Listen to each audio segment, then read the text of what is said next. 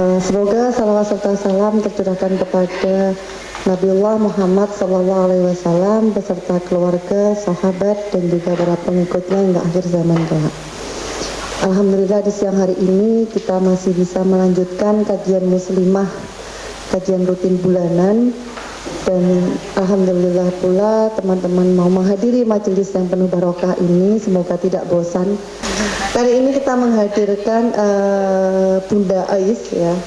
Sebelumnya kita buka majelis ini dengan basmalah dan salawat Nabi.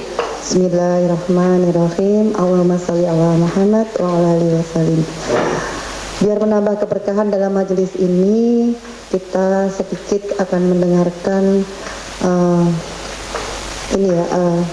Al-Quran yang akan dibacakan oleh Mbak Arsi. Monggo Mbak Arsi.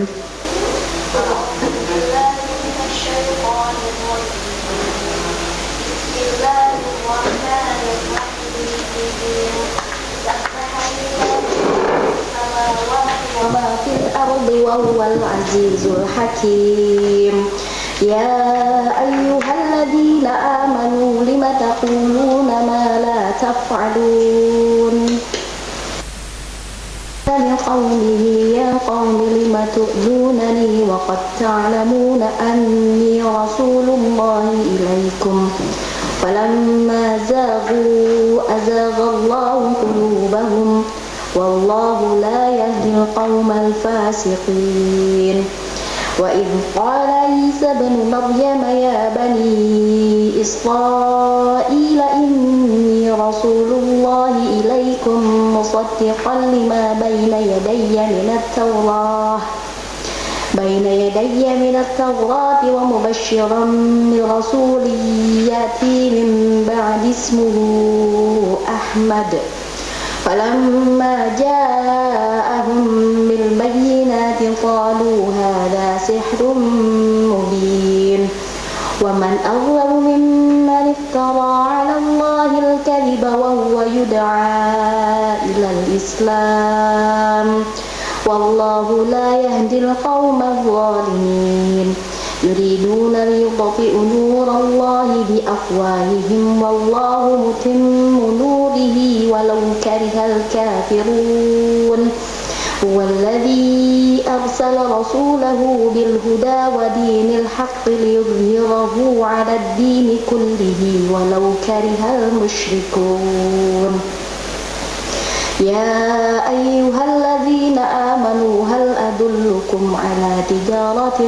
تنجيكم من عذاب أليم تؤمنون بالله ورسوله وتجاهدون في سبيل الله بأموالكم وأنفسكم ذلكم خير لكم إن كنتم تعلمون يغفر لكم ذنوبكم ويدخلكم جنات تجري من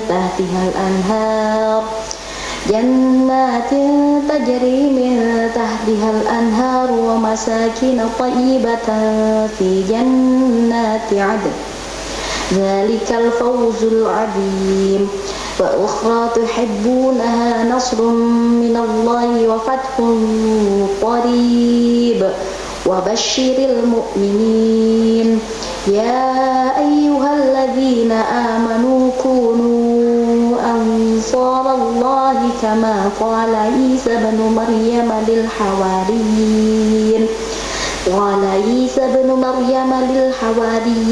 من أنصاري إلى الله قال الحواريون نحن أنصار الله فآمنت طائفة من بني إسرائيل وكفرت طائفة وأيدنا الذين آمنوا على عدوهم فأصبحوا ظاهرين صدق الله العظيم.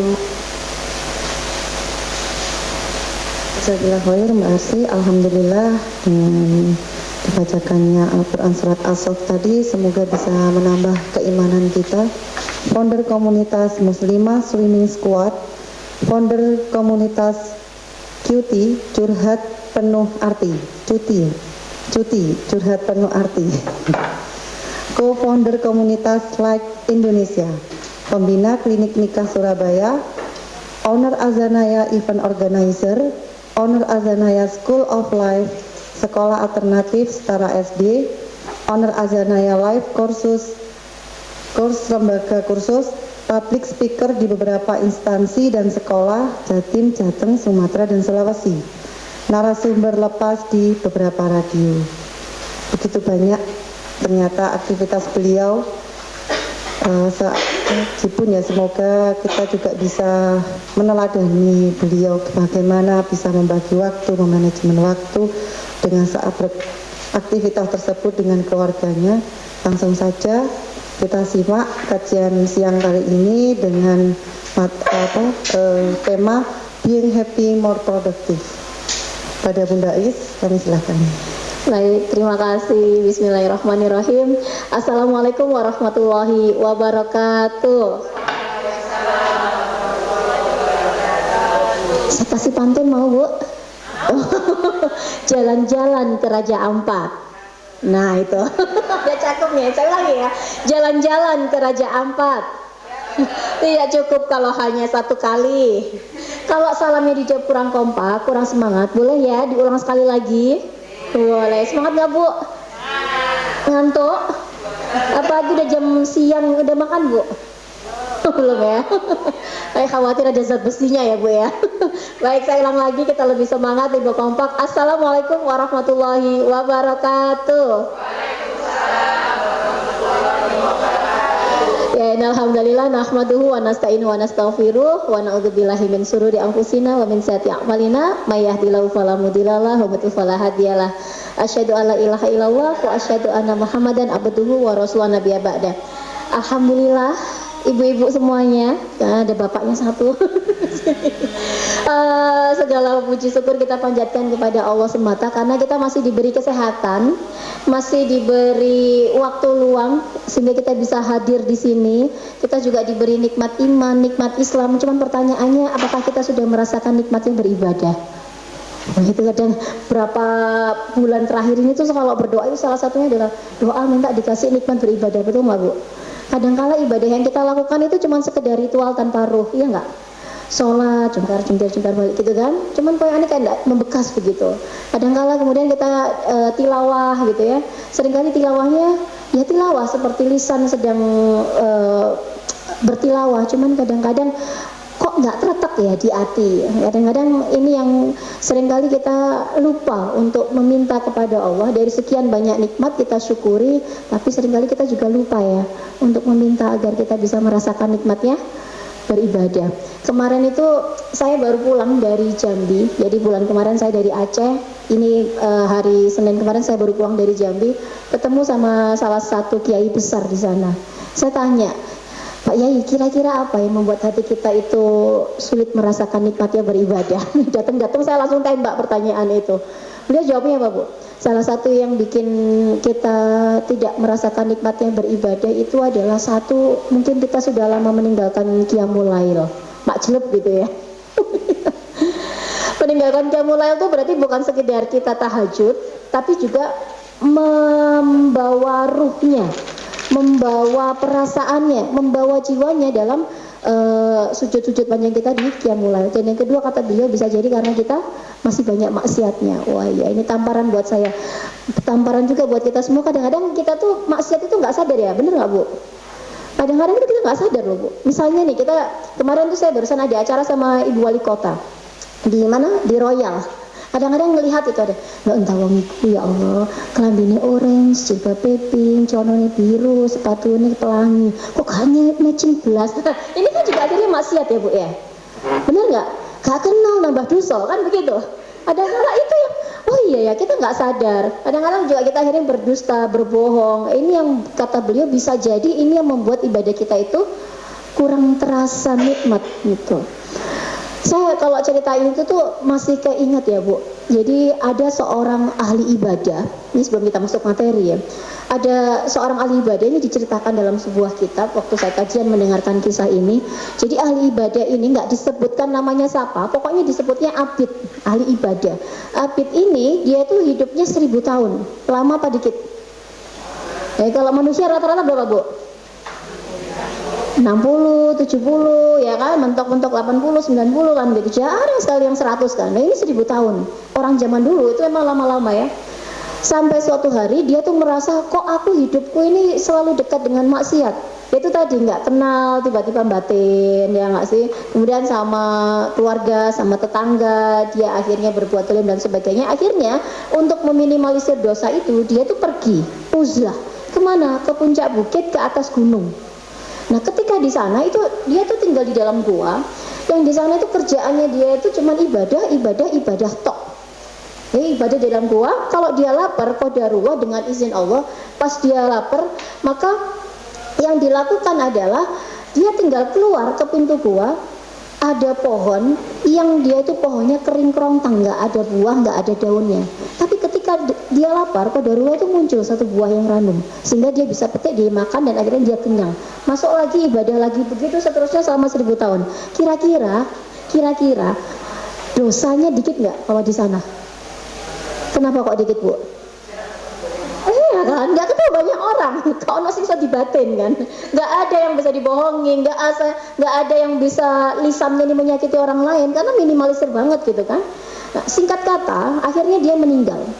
Dan ketika di hari penghitungan, dihitung amalnya dengan maksiatnya, dosanya dengan pahalanya dihitung, ternyata itu banyak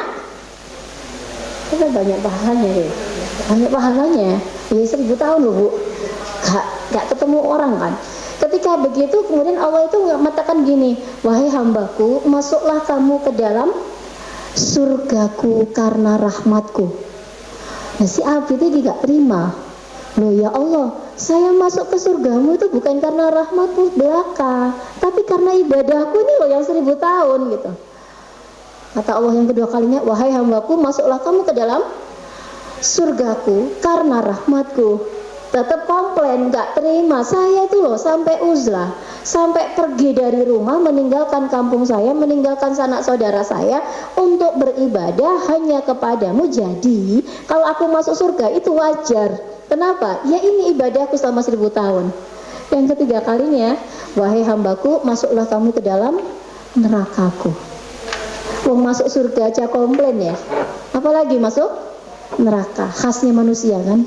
Akhirnya apa? Oh, ya nggak bisa dong. Aku sudah beribadah selama 1000 tahun, maksiatnya juga kecil sekali. Kok bisa masuk neraka? Katanya Allah. Oke, sekarang kita timbang. Ibadahmu yang selama 1000 tahun itu bisa membayar nikmatku yang mana? Kata Allah.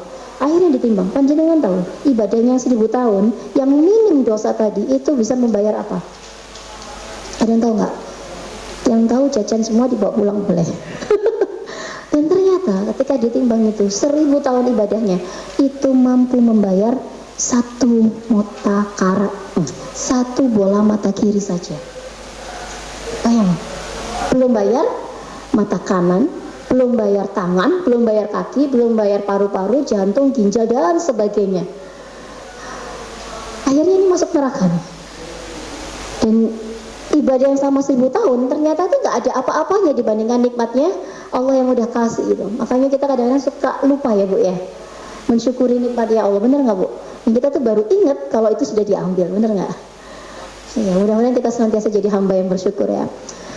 Salawat serta salam ya, semoga senantiasa tercurah kepada panutan kita, pada Rasulullah Muhammad SAW. Mudah-mudahan nanti kita bisa semangat nih untuk bisa mengikuti sunnah-sunnah beliau, mengikuti jalan-jalan beliau.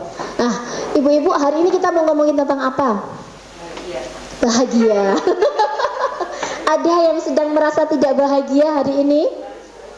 Hah? Ada yang merasa tidak bahagia? Gak ngaku, jawab dalam hati aja ya. Hari ini kita akan ngomongin tentang being happy more productive. Kira-kira nih, kalau saya tanya, sukses dulu baru bahagia atau sebaliknya, bahagia dulu baru sukses?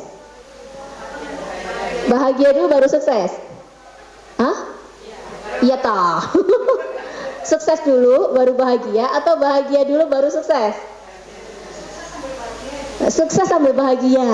Oke. Yang berpendapat sukses dulu baru bahagia siapa?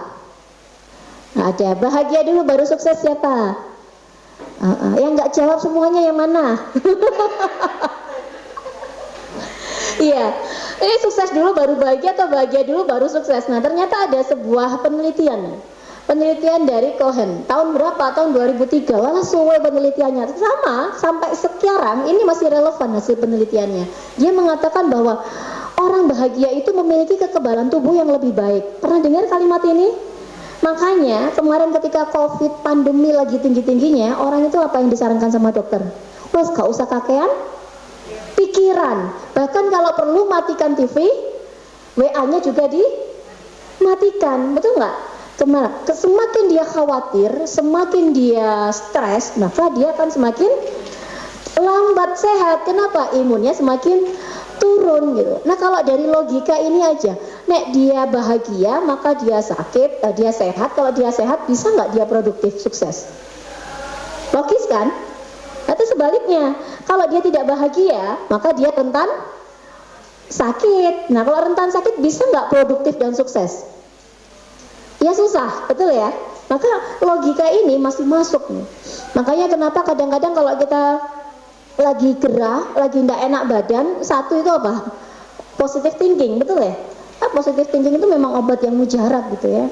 Makanya hati-hati ya kalau berkumpul dengan orang-orang yang negatif. Kenapa? Aura itu menyebar loh.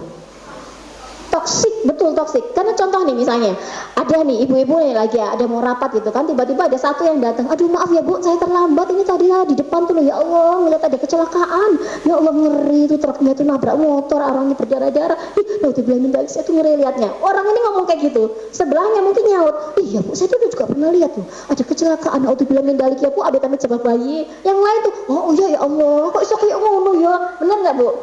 Ini kan nyebar, iya nggak? Nyebar nih, aura-aura negatif tuh nyebar. Sama lah kalau orang nguap, bener nggak? Kalau orang nguap tuh kan kadang-kadang satu nguap, sengkenya lo gak ngantuk, ikut nguap, betul nggak? Iya. Nah ini hati-hati. Termasuk yang sewu ini. Di sini ada yang sudah menikah, ada yang sudah punya anak. Nah, anaknya banyak maksudnya ya. Ini hati-hati juga nih. Aura itu akan menebar. Aura itu akan mempengaruhi orang-orang di sekitarnya. Ini saya sambil ngobrol tentang anak ya. Jadi ada salah satu bagian otak. Saya ini kebetulan 7 tahun belakang ini fokus belajar tentang otak.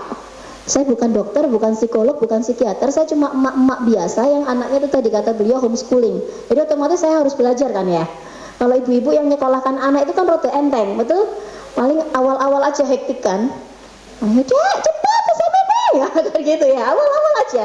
Tapi kalau sudah berangkat kan sudah ada dalam pantauan bapak ibu gurunya gitu. Nah kalau kami ini kudu belajar sendiri gitu. Dan ketika saya belajar tentang pengasuhan berbasis otak, saya temukan itu ada namanya otak amigdala. Otak apa bu? Otak amigdala. Nah otak amigdala itu dia itu fungsinya ada dua. Fungsi besarnya itu ada dua.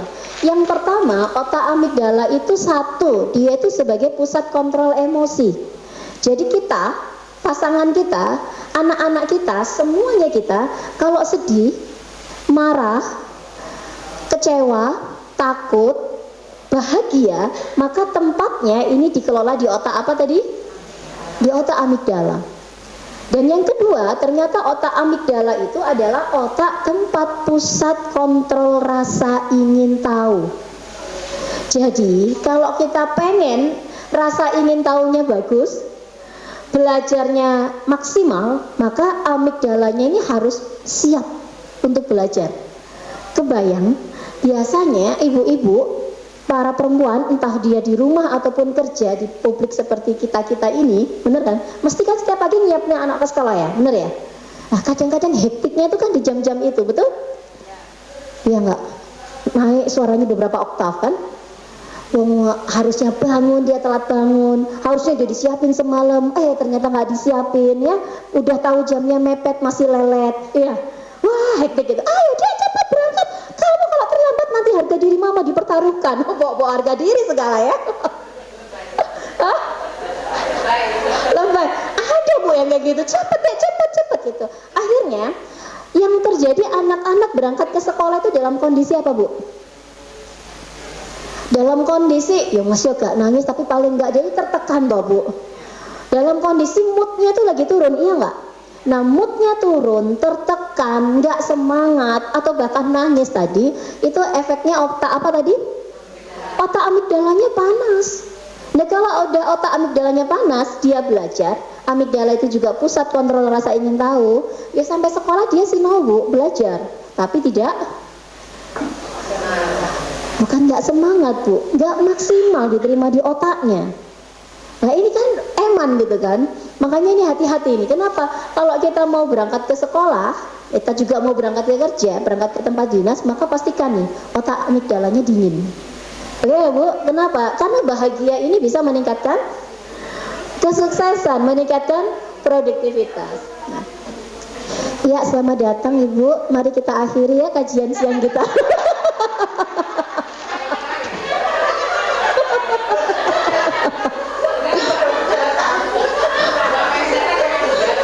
Datang ya. Maaf ya, saya itu memang doyannya KI orang ya. Nah, kita lanjut ya. Nah, nah berikutnya adalah ini ada salah satu pakar ya, salah satu yang unggul di beliau itu adalah ketika dia memahami bakat. Ada yang pernah tahu bakatnya nggak? Tahu bakat? Bu mengerti bakatnya nggak? Nggak tahu. Nah, Gallup ini salah satu yang dia itu fokusnya pada ngecek bakat. Kalau bakatnya sudah tahu, nanti dia bisa menempatkan sesuai dengan tempat yang pas gitu ya. Nah, Gallup itu pernah membuat penelitian, membuat sebuah survei yang hasil surveinya ini adalah kayak gini. Karyawan yang bahagia terbukti lebih produktif. Saya ulangi ya. Karyawan yang bahagia dia terbukti lebih produktif. Benar apa? Benar ini kira-kira. Jenengan berangkat dalam kondisi marah, tukaran karo bapak arek-arek gitu kan. Anak-anak juga menguji keimanan dan kesabaran kita. Pas berangkat dalam kondisi yang tidak maksimal, yang tidak kondisi yang gitu ya, marah gitu ya. Kira-kira pas di tempat kerja itu semangat ngerjakan sesuatu enggak? Iya Bu kan? Kurang kan? Pernah Bu? Pernah merasa kayak gitu? Pernah atau sering? Pernah atau sering? Pernah lah ya paling nggak ya. Nah pernah. Makanya kenapa? Ini nih jadi PR kita bersama. Ada nggak yang di sini dinasnya bagian HRD, yang amanahnya di HRD?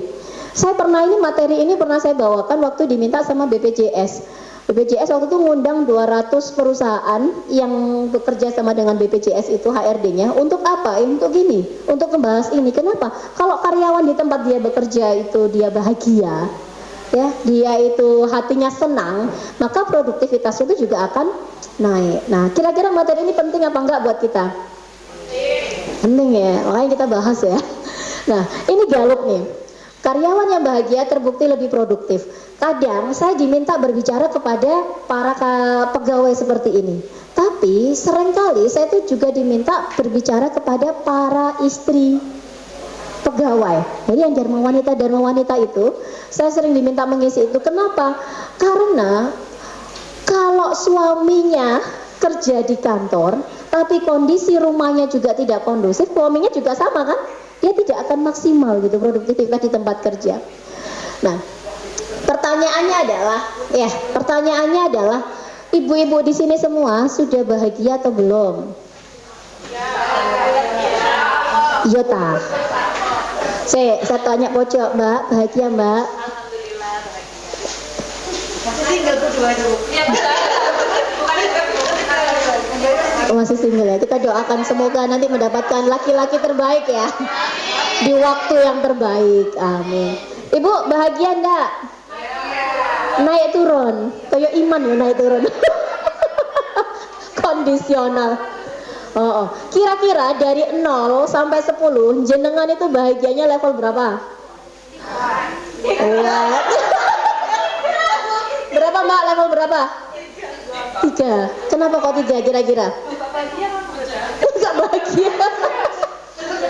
Belum nemu pasangan soalnya. Ibu berapa level bahagianya? 9. Wow, Masya Allah. Panjenengan yang lain berapa? 8. Ibu berapa? 8. Oh 8. Tapi ya, Ancen segitu nggak pertanyaannya kan? Jangan-jangan abang-abangnya lambe kan? Loh iya kan, kita tuh kan berpikir logis gitu loh ya. Saya toh, kenapa? Soalnya itu ada penelitian ini loh. Kenyataannya adalah Prof.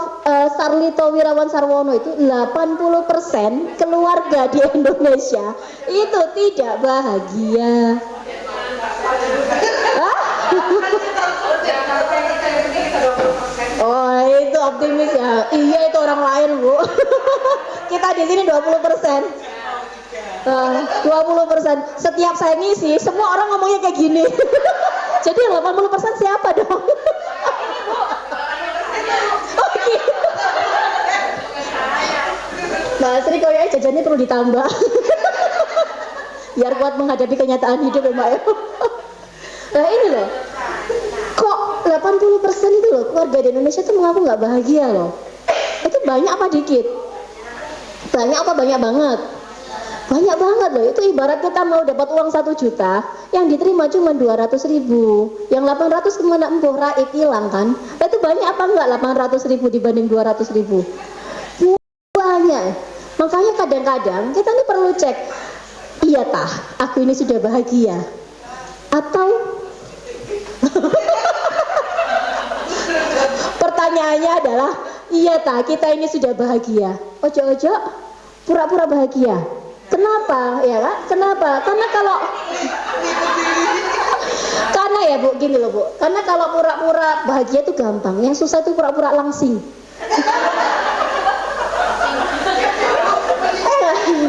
Ini ngomong untuk diriku sendiri ya Bu. Maka ini kita cek dulu nih, ini kita benar-benar bahagia nggak sih? Gitu. Karena penelitiannya cukup miris gitu ya. Nah, jadi bahagia itu apa? Apa Bu bahagia? Ya bagus sekali jawabannya, saya sudah bisa mendengar jawaban di hatinya. Muanteng kafe. Bu apa Bu bahagia? Itu parameter. Oh parameter.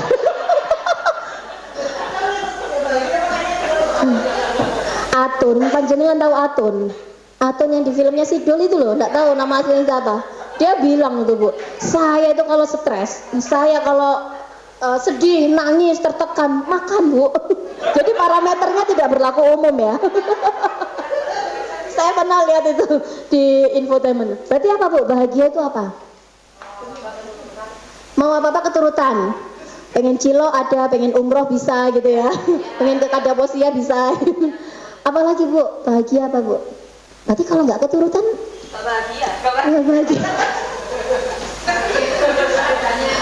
Wahai apa diri yang Shopee-nya keranjangnya banyak ya. Ya banyak yang di keranjang tapi nggak ada yang di check out. Bu apa berarti bahagia apa Bu?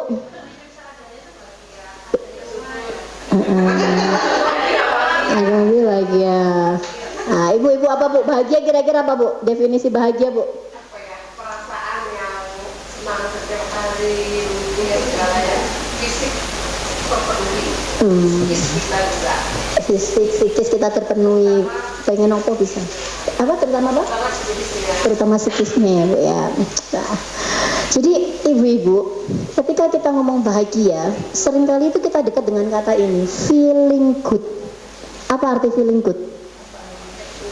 Feeling, perasaan good, baik. Berarti feeling good apa? Perasaan yang baik.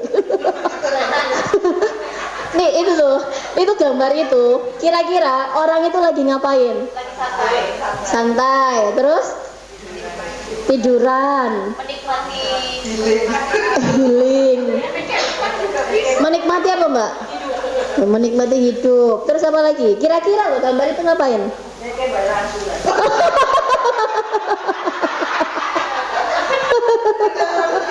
Oh bendahara. Bayar angsuran. Oke. Coba perhatikan ya, feeling good. Ya bisa ya, macam-macam boleh berpersepsi kan. Jojo ibu kalau mau bayar angsuran posisinya kayak gitu ya Bu ya.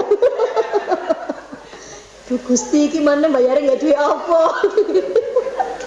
Nah Bu, kira-kira Orang yang sakau pernah lihat atau pernah nonton di TV gitu ya, pernah membayangkan orang yang sakau dia tuh feeling good nggak? Makanya dia sampai sakau bisa jadi karena apa? Ya kan? Dia itu dalam kondisi yang bahagia nggak saja nih. Loh, bentar, dia bahagia nggak feeling good itu? Kalau orang sakau? Enggak, Bu. Enggak, itu kamuflase kan. Makanya feeling good. Nanti kalau dia sudah zat-zat ininya udah hilang, balik lagi kan mikir angsuran. Balik lagi kan mikir hidupnya yang demikian rumitnya gitu. Makanya hati-hati dengan feeling good. Feeling good itu kadang-kadang orang menganggapnya itu loh indikator bahagia. Padahal belum tentu. Bener nggak? Nonton drama Korea, suwon kemarin drama Koreanya habis. Oh iya apa ya gue mau ya kan gitu. Nah ini hati-hati. Jadi sebenarnya bahagia itu apa? Ini ada indikatornya, Bu. Jadi ada indikator kita itu bahagia atau tidak. Jadi kita coba bedakan dua kondisi ini. Ada kondisi yang feeling good atau tadi zona nyaman, merasa baik-baik aja, dengan yang sebenarnya kita tuh zonanya bahagia. Yang pertama, orang yang feeling good itu biasanya dia tidak produktif. Produktif itu apa sih? Menghasilkan karya. Yang lain produktif itu apa, Bu? Bermanfaat. Iya, bisa jadi ya. Jadi pernah tahu Rasulullah itu doanya kalau orang mantenan gimana? Barakallah. Nah, doanya di pesana ya, Bu. Siapa tahu nang ketularan. Apa? Ya. Barakallahu laka wa baraka alaika wa jama'a bainakuma fi khair. Kan itu ada barokah beberapa kali. Tahu nggak arti barokah itu apa? Hah? Bahagia? Bukan, mentang-mentang judul materi bahagia. Barokah itu apa ya? Artinya barokah apa? Bermanfaat bukan, berkah bukan. Barokah itu menurut para ulama artinya ziyadatul khair. Ziyadatul khair. Ziyadatul itu bertambahnya, khair itu kebaikan. Ya, produktif itulah ziyadatul khair. Guyu tau Kak, enak bisa guyu nih. Jadi tidak produktif itu salah satu tanda orang yang feeling good, pura-pura bahagia atau merasa bahagia, sebenarnya itu kamuflase. Sedangkan orang yang bahagia itu dia bertumbuh. Ketika ada kondisi yang tidak menyenangkan, di zona nyaman dia itu menolak, nge-reject. Betul? Dia mereject, bahkan dia mencari kambing hitam. Ini gara-gara kamu sih. Nah, itu bener nggak? Nolak luka. Mencari kambing hitam, padahal belum tentu semua kambing berwarna hitam. Ya nggak? Tapi hati-hati loh, Bu. Mencari kambing hitam itu bisa diturunkan. Kok bisa diturunkan? Bisa diinspirasikan secara tidak sadar kepada anak-anak. Hati-hati ya. Kadang-kadang itu kalau ada anak lari-lari terus dia jatuh, nangis, wah, nangis gitu kan. Biasanya respon ibunya itu ada dua. Yang pertama responnya gimana? Oh, jatuh kan? Nangis, digendong. Hah? Digendong. Oh, jangan gendong ya, Pak ya. Waduh, sayang kok. Itu masih nangis dia. Ini misalnya kayak nangis, apalagi kalau anaknya agak lebay gitu kan, sakit mah gitu kan, nggak apa-apa, mama nggak jatuh, nah gitu kan, nangis. Tapi kan yang dilakukan sama ibunya biasanya, oh nakal ya, lantainya nakal ya, mama pukul ya, prak gitu. Ada yang pernah melihat situasi kayak gini? Dipukul, oh mama saya.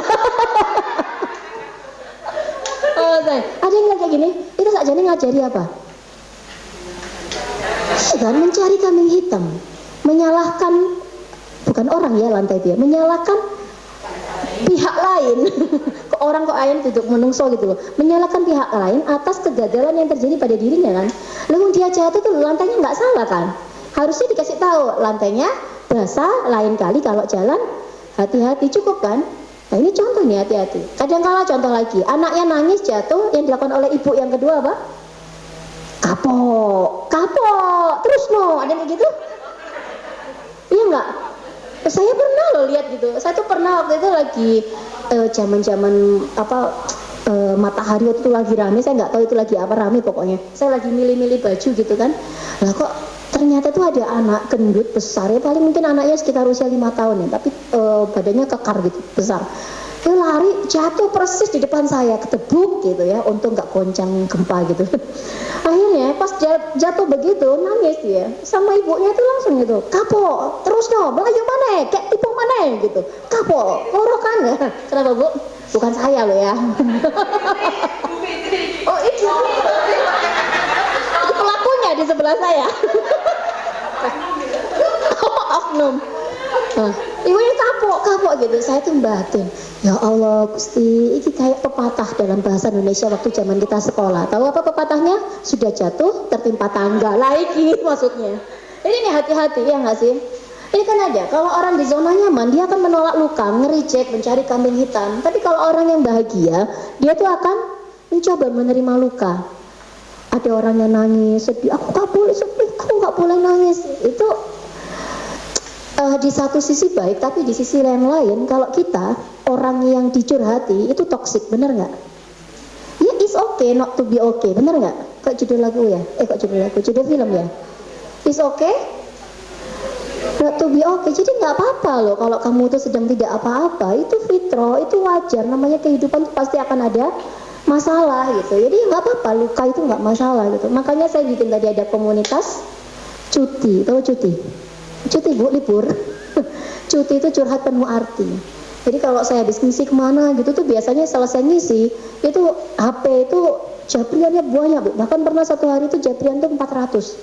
Karena yang saya isi juga besar. Saya barusan pulang dari Jambi. Hari pertama saya landing di Jambi itu jam setengah 1, setengah 3 itu sudah mulai ngisi. Peserta saya 600 ibu-ibu. Besoknya saya ngisi 2 hari, pesertanya 70 orang. Malamnya hari Ahad ngisi saya pesertanya 900. Jadi wajar kalau ternyata HP saya tiba-tiba kejapri 400 orang. 400 nomor ya, bukan 400 chat. Nah itu rata-rata mereka curhat. Saya nggak bisa ngatasi, akhirnya saya bikin komunitas cuti. Jadi Bu kalau ada masalah, monggo ya. Karena apa? Kadangkala kita tuh nggak apa ya. Kadangkala kita tuh mau ngomong ke siapa kan bingung, benar ya? Mau ngomong ke tetangga, wedi bocor ya nggak sih? Mau ngomong ke saudara, takut dijustifikasi ya. Mau ngomong ke suami lagi, masalahnya bekas suami. Terus ngomong karo sopo kan gitu. Makanya saya bikin komunitas ini, mohon doanya biar kami istiqomah, karena para relawan kami itu tidak dibayar semuanya. Jadi memang kami kasih edukasi, kami panggilkan psikolog, panggilkan psikiater, panggilkan orang-orang terapis mental gitu tuh untuk membantu para perempuan yang memang butuh ditemani. Jadi menerima luka. Nah kalau yang zona nyaman apa? Dia mengeluh sama realita. Makanya kan suka mengeluh, betul ya? Suka memaki-maki keadaan, itu tandanya ini tadi feeling good. Tapi kalau orang yang benar ketika dia dikatakan bahagia, dia akan ya nggak apa-apa ada luka, ya nggak apa-apa ini kondisinya nggak nyaman. Bagaimana kita bisa beradaptasi melewati itu semua, betul ya Bu? Nah ini sih bedanya, ini indikatornya. Nah sekarang pertanyaannya gimana caranya gitu kan, biar kita bisa bahagia. Kenapa? Kalau bahagia, kita semakin bahagia maka produktivitas kita juga semakin meningkat gitu. Produktivitas itu mungkin bisa jadi produktivitas di tempat kerja, betul Bu? Yang ada kaitannya dengan amanah kita sebagai seorang pegawai, sebagai seorang bagian dari institusi pemerintah. Tapi yang namanya produktivitas itu juga bisa jadi produktivitas di masyarakat. Nggak ada hubungannya sama kerjaan kita, betul? Contoh, di sini siapa yang ikut PKK? Ada nggak? Adanya aku apa? Memang nggak ada yang ikut. Ada yang jadi pengurus takmir di masjid, pengurus pengajian di rumah? Ada. Ada yang menjadi pengurus komunitas? Ada pengurus komunitas? Nah, ini adalah bagian dari produktivitas. Kenapa? Yang namanya produktivitas itu bukan hanya melulu di tempat kerja, tapi bagaimana kita bisa memberikan sebanyak-banyak kebermanfaatan untuk umat. Nah, gimana caranya? Tadi Bu Fitri nanya, oh ternyata banyak banget ya aktivitasnya founder ini, owner ini, aktivitas ini. Ya kalau saya nggak bahagia, maka ya saya nggak mungkin. Kenapa? Saya akan terpuruk dengan diri saya akan terpekur dengan kondisi saya kan. Ini nggak bisa melakukan sesuatu, nggak bisa lari sana, nggak bisa lari sini. Belum lagi kalau anaknya homeschooling kan, wes ngeluh dhisik kan Bu. Makanya ini, yang tadi Bu Asri baca surat tadi ya. Lima takulu nama lataf alun. Janganlah kamu mengatakan apa yang tidak kamu lakukan. Jadi pembicara kayak gini tuh ngeri loh Bu. Ya, duit gak sepiro, murka Allah di depan mata kalau kita ngomong sesuatu yang gak dilakukan, bener gak? Makanya saya kalau mau ngisi itu tak wanti-wanti dalam hati saya, jangan mengatakan apa yang tidak kamu lakukan. Nah ini yang saya lakukan, terkait bagaimana nih, biar kita bisa menjaga mood kita, biar kita semakin bahagia. Bahagia itu nular, saya kelihatan bahagia nggak? Oke, kelihatan bahagia banget. Meskipun tadi sempat ada drama ya Mbak, pesan Gojek, pesan Grab mobil, oh kok suwi, gak dijemput-jemput, gak nyampe. Saya cek lagi, saya telepon lagi loh, bapaknya ternyata membatalkan. Udah langsung beradaptasi apa? Langsung pakai Grab motor, biar cepet, biar nggak terlambat. Ini pasti ada lah setiap kita. Kalau nggak ada masalah itu berarti di kuburan ya Bu. Itu pun masih ada masalah juga ketemu sama malaikat kan?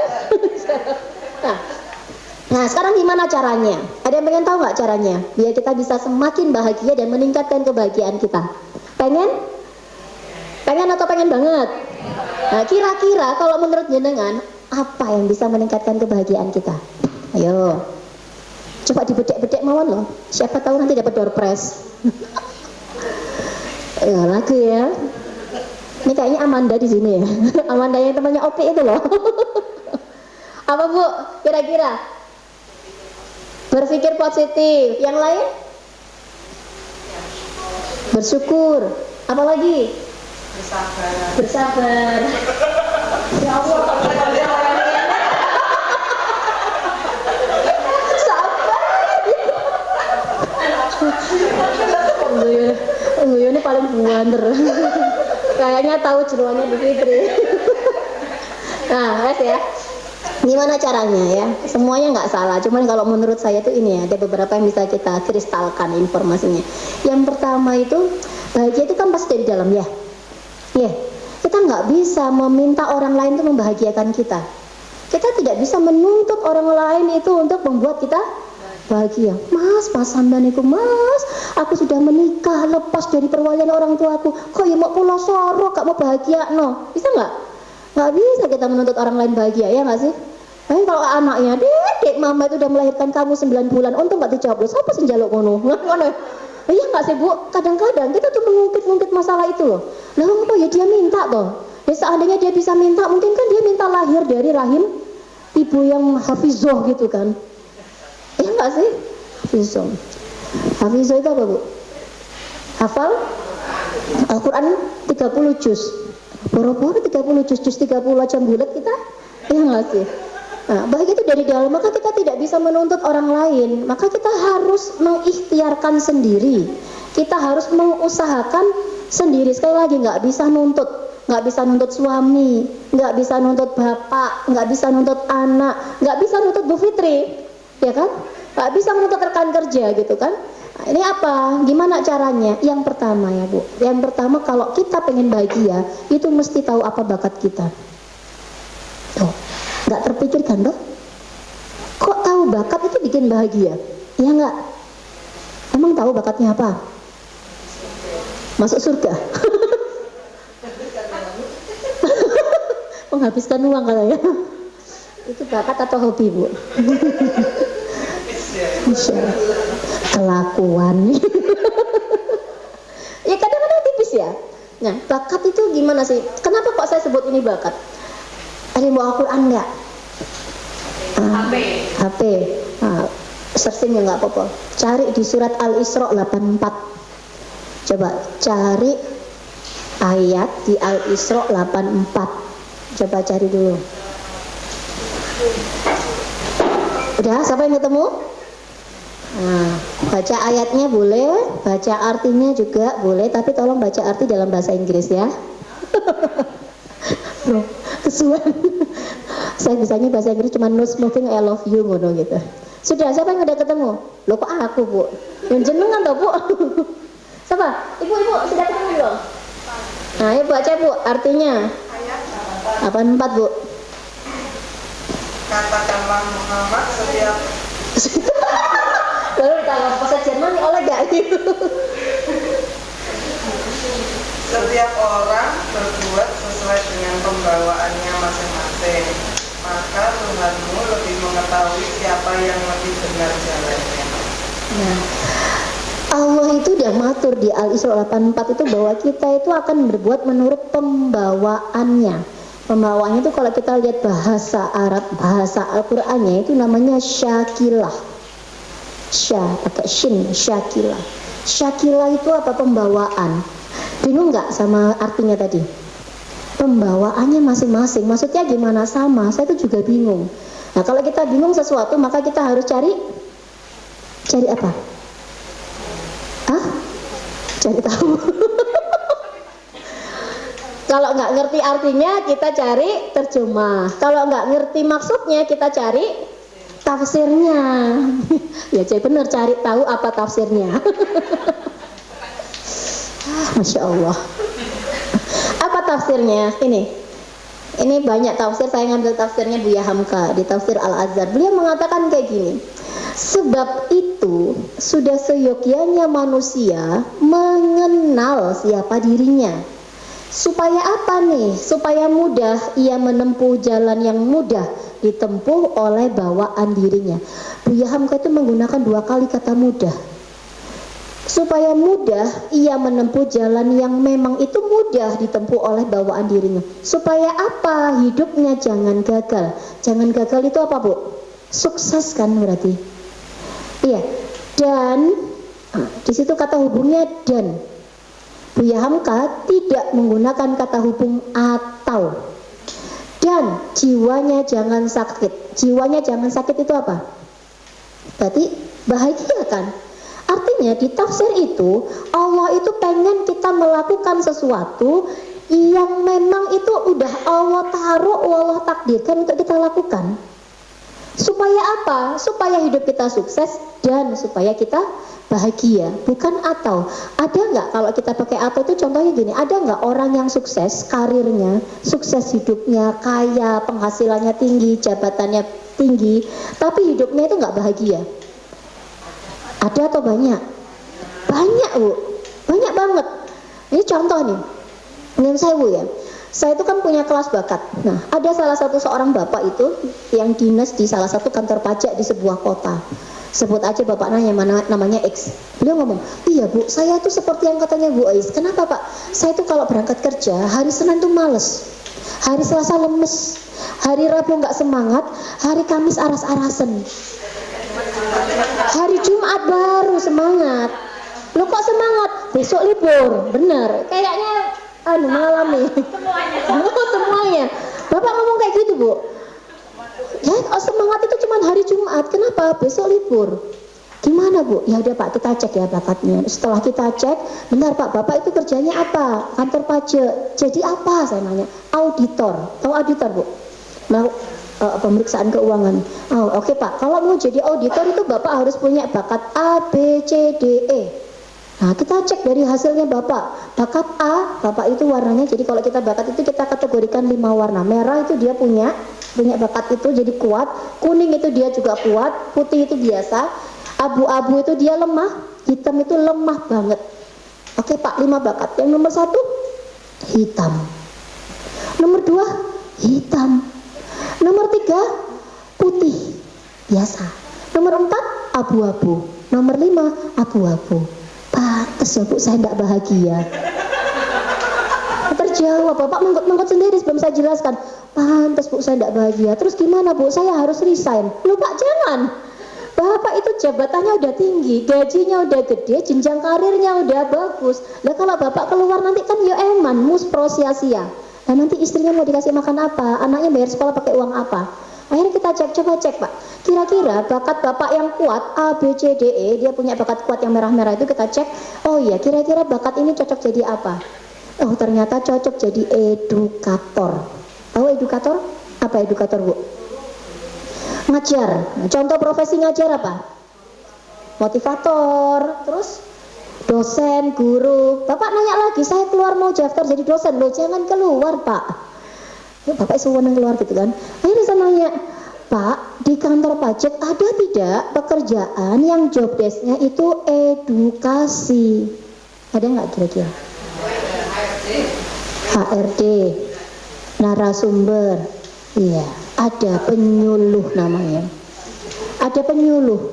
Jadi kalau di kantor pajak yang saya tahu, sependek yang saya tahu, nanti mohon dikoreksi kalau salah. Jadi ada 2 jenjang karir itu, jenjang karir auditor pajak sama penyuluh pajak. Penyuluh pajak itu kan datang mengedukasi orang. Ini edukator nggak? Edukator. Akhirnya wah nanti nggak usah keluar ya Bu dari kantor pajak, hanya tinggal pindah jalur, pindah jenjang karirnya aja.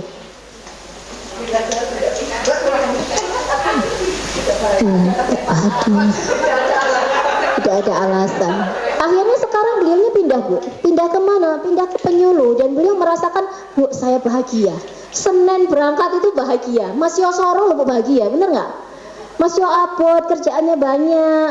Mana ada sih pekerjaan yang mudah dan ringan? Nggak ada kan? Ya kan kayaknya nggak ada kan? Nah itu semuanya pasti ada ujiannya. Tapi dia merasa bahagia dan sekarang produktivitasnya dia merasa lebih meningkat. Dan yang paling penting tadi loh, bahagia. Makanya Bob Sadino itu pernah ngomong, pekerjaan yang paling nikmat adalah apa Bu? Iya, hobi yang dibayar. Bayangkan, hobi makan. Saya bahas lagi makan. Ya. Ditaruh di apa Bu? Di apa?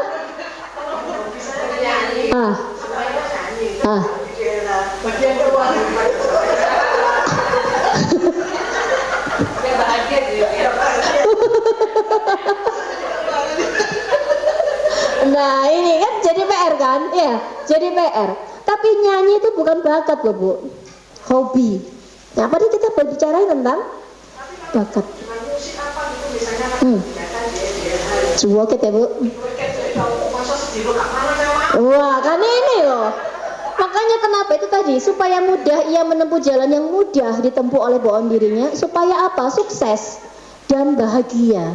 Bukan salah satu gitu. Makanya kenapa Nyun Sewu, kadangkala ketika kita punya ya apa sih jadi orang sukses itu ya. Terus kita tanyakan sama orang sukses, syaratnya sukses piye? Kerja keras, bener Bu?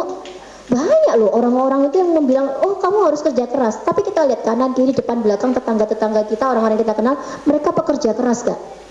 Sangat pekerja keras ya Kak, berangkat pagi pulang pagi kadang-kadang, kepala jadi kaki, kaki jadi kepala kan, berpeluh keringat, bermandi keringat gitu kan. Tapi kok ya begitu saja Nyun Sewu gitu kan, ya karena bisa jadi tadi loh, dia kerja keras, tapi kerja keras itu di tempat yang tidak pas.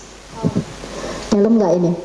Makanya ini syarat bahagia adalah kita tahu apa bakat kita, sehingga kalau kita tahu bakat kita maka kita akan bahagia. Oke, ini satu ya. Nah, ini PR aja, PR berarti bakatku apa? Karena bisa jadi saya tuh pernah waktu saya bikin kelas itu ada salah satu ini ya, peserta kami itu namanya Pak ini gitu ya, Pak Samsul begitu. Beliau itu ini ketua Ikatan Psikolog di Lombok, di NTB, masih ikut. Terus kemudian beliau juga ini di BKD-nya NTB. BKD itu apa? Badan Kepegawaian Daerah. Jadi beliau tuh bagus, orang yang udah aware sama bakat. Jadi ketika belajar bakat tujuannya apa? Agar bisa menempatkan para PNS itu di tempat yang pas. Enak ya? Ini biasa maksimal ya. Kita doakan aja Surabaya makin banyak orang-orang kayak gitu ya. Hah? Di endorse katanya. Enggak ya. Oke, lanjut ya. Saya bisa bantu, tapi bukan di endorse ya. bisa bantu.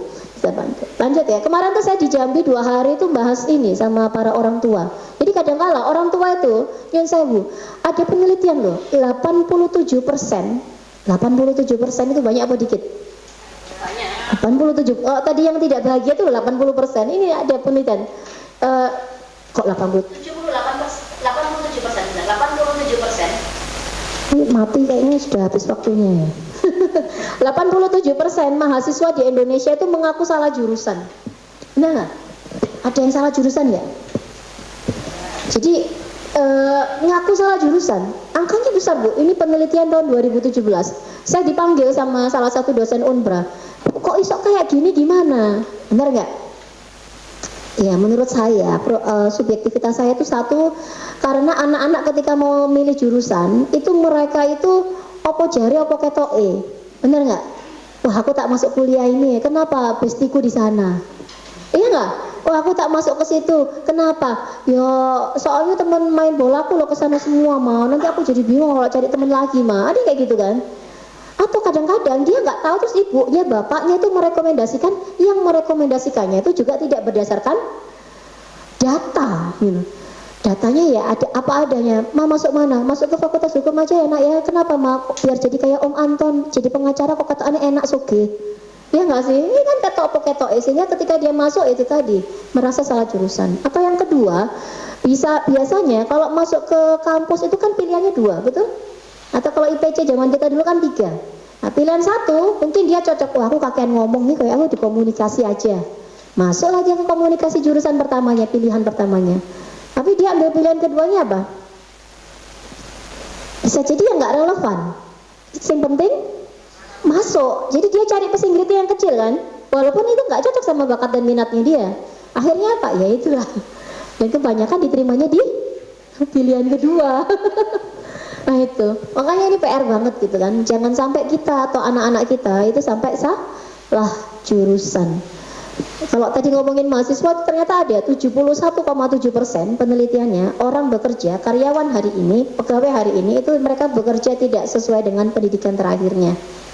Jadi kuliahnya di mana, kerjanya di apa. Ini kan sayang. Makanya menemukan bahagia dengan cara tahu apa bakat itu sesuatu yang layak untuk dipertimbangkan dan dilakukan. Kenapa? Ini perintahnya agama. Ya nggak Bu? Ini perintahnya agama. Oke, sudah ya? Ini yang pertama. Ini gimana cara tahunya? Iya, nanti jadi PR lagi kan? Jadi PR kita, oh aku ini udah sesuai nggak ya? Yang kedua, ada ketika kita tidak bisa menuntut orang lain untuk membahagiakan kita, maka kan tanggung jawabnya ada di kita. Ternyata tubuh kita itu bisa mengeluarkan hormon-hormon tertentu, yang hormon ini bisa menstimulus dan meningkatkan rasa bahagia dalam diri kita. Ada. Nah, pertanyaannya kita tahu nggak? Bisa jadi nggak tahu. Gimana nggak tahu, apalagi kalau mengikhtiarkan. Nah, hari ini kita akan coba bahas ini. Jadi saya pakai singkatan DESO. Apa? Ah, itu enggak, DESO. Apa singkatannya? DESO. DESO itu kalau jenengan dengar kata deso, itu bayangkan apa? Desa. Apa yang dibayangkan dengan desa? Hah? Tentram. Ayem, apa Mbak? Deso. Di desa, apa yang dibayangkan ketika di desa? Natural, alami, bahagia, healing, betul nggak? Nah, deso. Nah, kita gampangnya ngingetnya deso. Nah, deso itu apa? Ada 4 hormon dalam tubuh kita yang perlu kita tahu, sehingga kalau kita sudah tahu, kita bisa ikhtiarkan untuk menstimulus dia. Hormonnya apa aja? Yang pertama hormon dopamin. Apa? Dopamin. Hormon dopamin. Dopamin itu gimana Bu cara memunculkan hormon dopamin dalam tubuh kita? Ternyata hormon dopamin itu bisa muncul dengan apresiasi. Jenengan kalau dipuji seneng apa enggak? Bu, namanya siapa? Bu Ulin. Ulin. Li Ulin Nuha. Oh. Ulin. Ulin itu bahasa Sunda Bu, artinya bermain. Oh, enak ya Bu, main terus ya Bu. Bu Ulin misalnya nih dipuji sama suaminya, iya Masya Allah mah, kok tambah ayu, mukanya tambah glowing, shining, Masya Allah, aku seneng loh nyawangnya. Gimana perasaannya?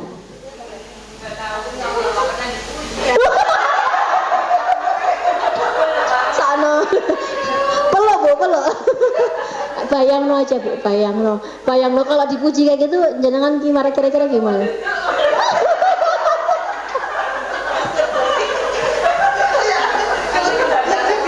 Senang sih, bukan aku loh yang ngomong, Bu Fitri loh. Balesin Mbak. Bu, misalnya dipuji kayak gitu, gimana perasaan jadi? Ngomong happy kok jaim happy. Happy toh, iya nggak Bu? Ibu kalau dipuji sama suami, sama suami, sama temannya aja loh. Wih Mbak jilbab anyar ya Mbak, wah puan terus loh. Koyo Saskia Sungkar Wahyu. Ini kan seneng ya Bu? Seneng ya? Loh masih lebih ngerti kok bojo, bahagia loh. Iya nggak sih? Ya kadang loh, nyon sewu. Kadang jenengan tuh dipuji sama suami, rotok lebay, ketok bocoke. Lah ya kita ya bahagia, betul nggak? Iya. Oh, bocok sampean iku, tapi guyu. Kenapa bahagia? Loh, kan gedabrus. Bayangin ya, Bu, gedabrus. Gimana ya, Bu? Tapi bahagia, Mas yang gedabrus. Nah, kenapa? Ngerti dibujuki, ngerti ngedabrus ya kan? Saya menggunakan bahasa.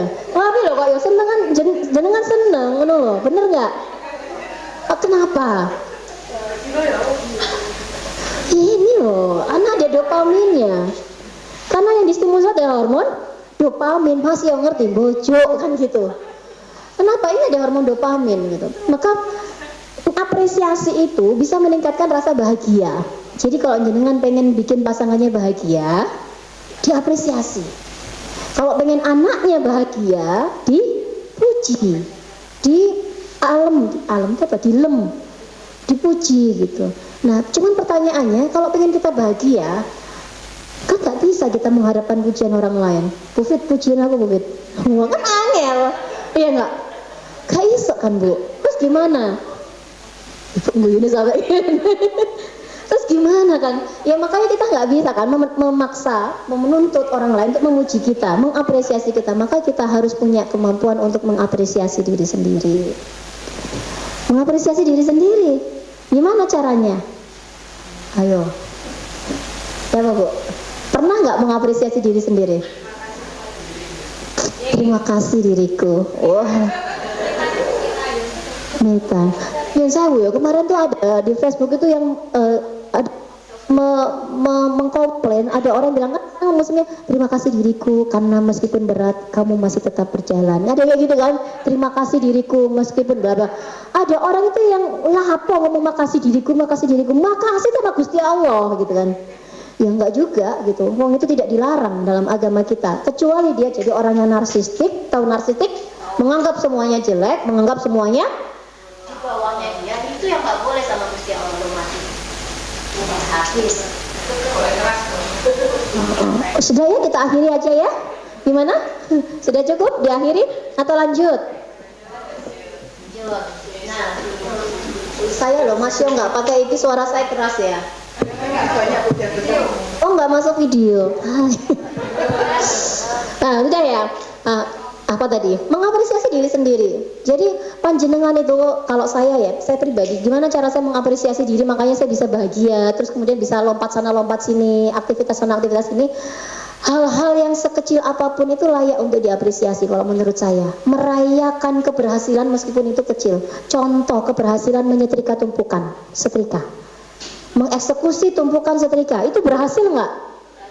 Berhasil, ngawur aja kan. Kadang-kadang kita tuh habis jemur baju ditompok gitu kan, nanti nyetrika kalau memungkinkan. Kita nggak tahu kan kapan mereka menikah kok sudah beranak pinak menggunung tinggi, bener nggak Bu? Ya Allah, cakep setrikonanku. Kemudian kita setrika pelan-pelan, akhirnya tuntas, selesai. Cucian piring juga akhirnya selesai. Anak yang tadinya belum pernah bermain sama kita, hari itu dia bermain bahagia, tidur dalam kondisi tersenyum. Itu kan keberhasilan, betul. Jenengan ada target di kantor, targetnya banyak apa dikit? Banyak apa dikit? Kelihatan dari wajahnya ya Bu. Ada target dan sebagainya, terus target itu selesai, bisa dikerjakan. Kita bahagia nggak? Ini diapresiasi Bu. Cara mengapresiasinya gimana? Terserah. Tiap orang nggak sama, bisa jadi berbeda. Kalau saya cukup mengapresiasi diri saya dengan es krim Walls harga 5.000 sejak saya masih gadis. Sekarang sudah tidak gadis. Ya, anaknya udah 3. Sejak saya masih gadis, saya itu pakai es krim Walls yang Heart. Walls atau Campinas itu. Yang Heart, tahu Heart ya? Harganya tuh 5.000. Harganya cuma 5.000, tapi itu buat saya adalah suplai dopamin. Kenapa? Wah, ini saya layak apresiasi diri saya. Kenapa? Oh, kerjaan gue sehari, tumpukan PR gue sudah kelar, anak-anak PR-nya dari bunda juga sudah selesai. Oh, ada, saya apresiasi diri saya. Jadi nggak harus ya Bu beli sesuatu yang mahal, upload malahnya. Kalau setiap apresiasi minta logam mulia kan? Iya nggak sih? Berat gitu ya. Udah, apa hal yang kira-kira membuat kita seneng aja. Kalau saya sih es krim, kalau panjenengan belum tentu es krim. Makanya temukan. Nah, kira-kira panjenengan apa? Mengapresiasi dirinya. Makan itu harus spesifik, Mbak. Makan apa? Kok aja makan beleng ya? Itulah ya apa? Jaranan ya. Apa? Makan. Yang lain? Ke salon boleh. Ke salon. Yang lain, Mbak, apa Mbak? Mengapresiasi kira-kira apa? Dopamin yang bisa diikhtiarkan. Tidur. Shopping atau window shopping itu beda banget loh.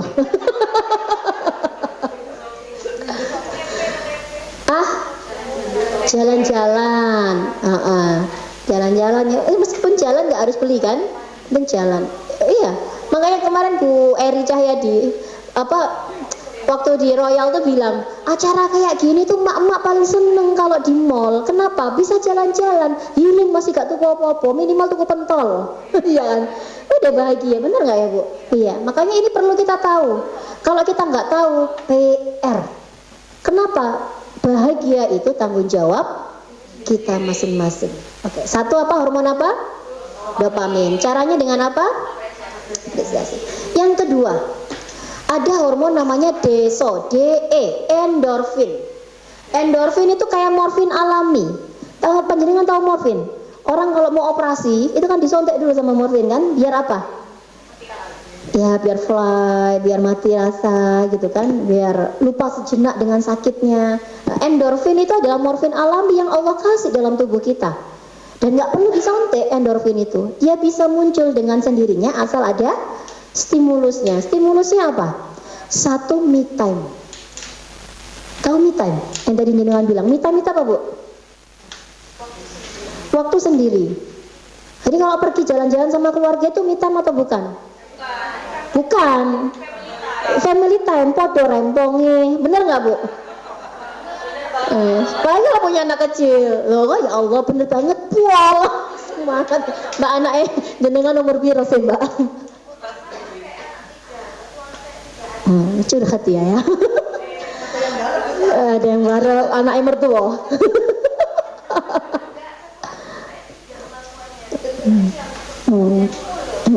Sabar ya Bu ya. Ya kan, family time itu nggak sama dengan me time, karena yang gimana pun juga fitrahnya perempuan ibu itu kan ya pasti ngopaini anak-anak kan. Meskipun liburan itu kan ya tetap rempong, hanya agar nampak bagus di foto aja kan, kadang kita senyum, gitu kan, banyak di posting itu api ngono loh.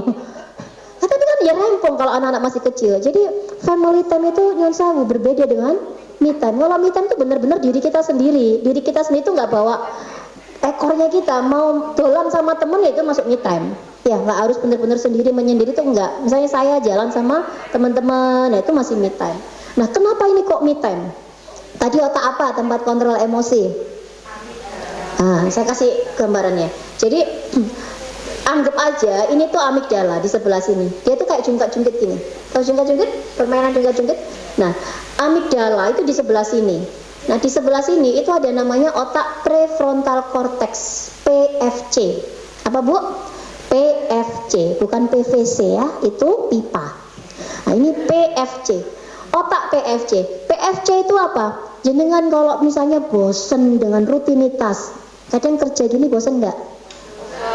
Bosennya berangkat pagi lewat jalan ini, ntar bis macet ya kan, kondisi omai keputih ya. Meskipun nanti masuk kantor ketemu limbah, terus melakukan aktivitas itu lagi pulang ntar gitu, besok gitu lagi, betul nggak Bu? Itu rentan PFC-nya stagnan, rentan PFC-nya panas. Kalau hal-hal yang sifatnya rutin itu, makanya kalau PFC-nya panas, PFC-nya ini akan turun nih. Nah, kalau PFC-nya turun, yang naik apa? Amigdala. Padahal amigdala tadi apa? Tempat kontrol emosi. Makanya gampang ngamukan, mudah stres, anak tantrum, emak lebih tantrum. Kamu tuh Masya Allah, mama udah kasih tahu berapa kali, Mbok ya jadi anak itu yang sabar. Masya Allah sudah dikasih tahu berkali-kali, sabar dek, sabar. Siapa sih nggak sabar? Mbok sih nggak sabar, iya nggak sih? Wah anaknya suruh sabar, emaknya malah kayak gitu kan? Kadang apa? Nasi tumpah itu bisa jadi drama, bener nggak? Iya. Nah, makanya kenapa ini hati-hati, ini endorfin. Ya tuh makanya harus butuh me time. Saya tuh pernah ya nge-share status gitu. Waktu itu ada banyak yang nge-like, banyak yang komen gitu. Tapi ada juga yang protes, mempertanyakan me time-nya saya. Loh Bu Is, kalau me time itu saya tuh suka saya tuh kalau me time itu nggak nyaman. Kenapa? Saya sungkan sama anak-anak sama suami saya. Kok mbok itu lan dewe gitu. Dan saya Bu, yang namanya me time itu analoginya panjenengan tahu film Cars? Tahu film Cars? Tokohnya namanya siapa yang merah tuh? Little McQueen. Little McQueen itu ketika pertandingan terakhir, dia itu terus tanding, nggak pernah berhenti di pit stop. Pit stop kan tempat buat ngecek rem, ngencengi baut, itu kan mesti ada setiap kali lap, satu lap itu mesti berhenti kan. Itu nggak pernah berhenti di pit stop sampai akhirnya dengan harapan dan cepet sampai, pengen menang. Ternyata apa? Rusak kan mobilnya, belum finish dia rusak. Makanya di film itu sampai dia menjulurkan lidahnya kan. Nah, menjulurkan lidahnya. Kenapa itu? Kalau kita memaksakan diri dan tidak mengambil jeda untuk diri kita sendiri, untuk ngecas diri kita, untuk me time dan memunculkan endorfin, itu munculnya kayak gitu. Itu. Jadi jangan paksakan diri. Kita itu semua punya limit, punya batas. Jangan merasa super woman.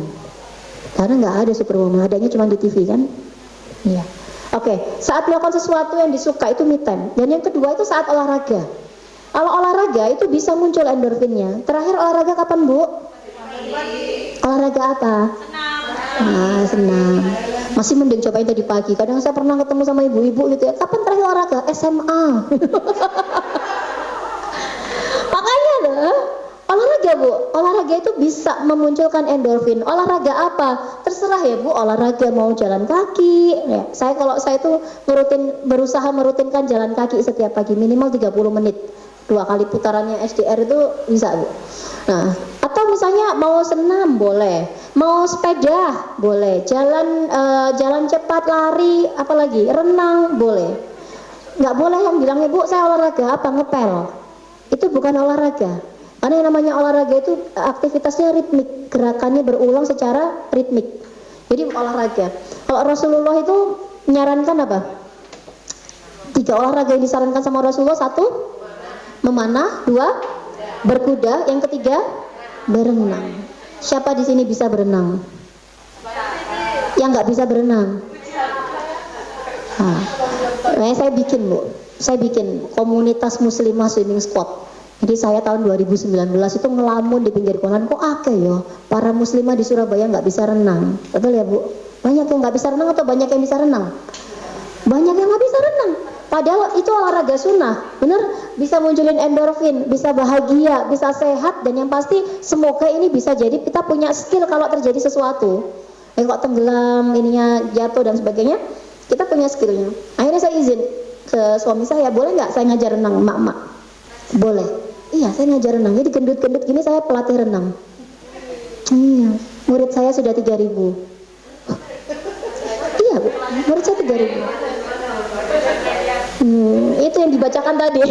Saya awalnya bikin tahun 2019 bulan November, saya punya metode renang khusus, metode renang tertentu. Alhamdulillah kalau dia nggak punya trauma, 1 jam itu langsung bisa berenang.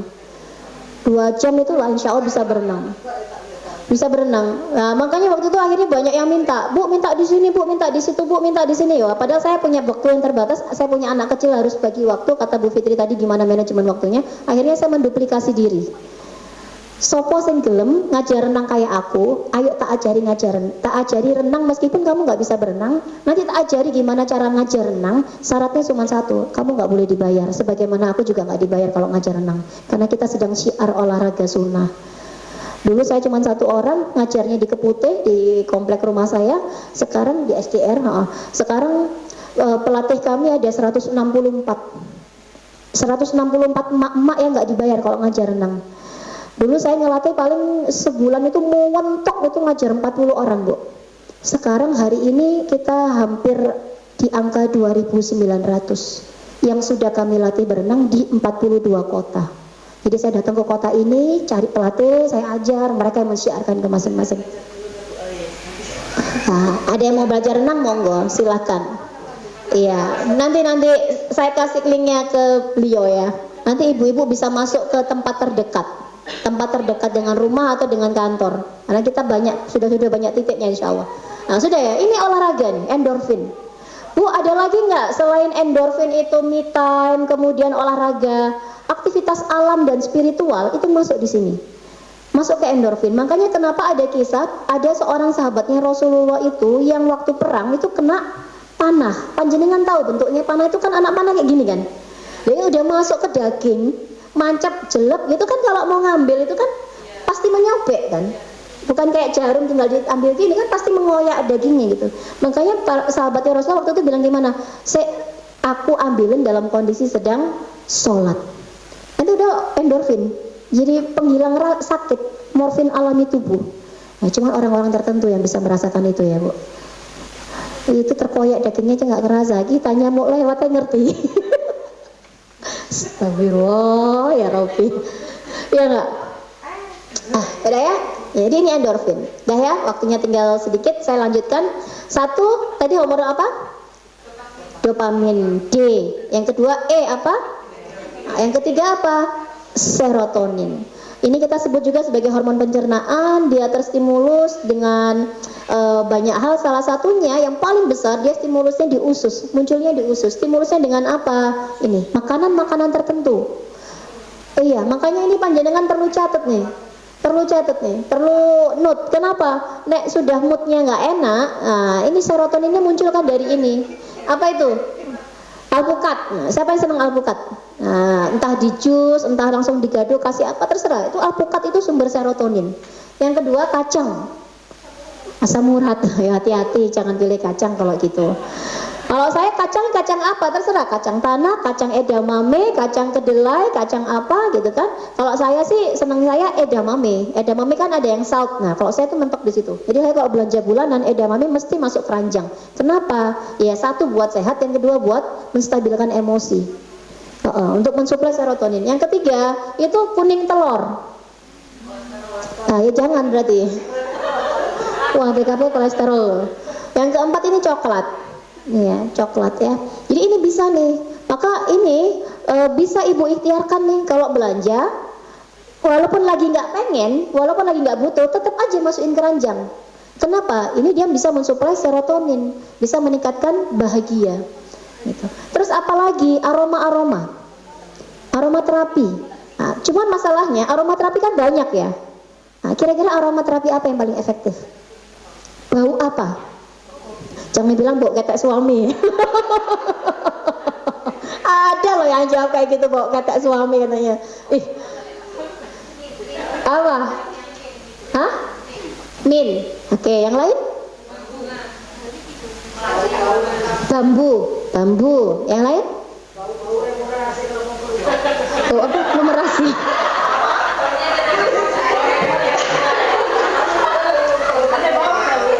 Ibu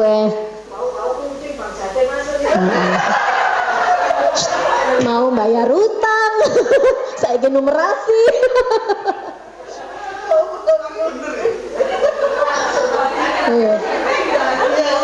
Ya, yang penting bahagia ya Bu. Lewat tok di baik. Apa yang sangat efektif itu ada satu yang sangat efektif itu bau kopi Bu. Meskipun jenengan nggak ngopi, itu bisa itu pakai bau kopi. Makanya ada ya pengharum ruangan tuh pakai aroma kopi, ya. Bahkan kalau kita ke hotel-hotel itu banyak kopi.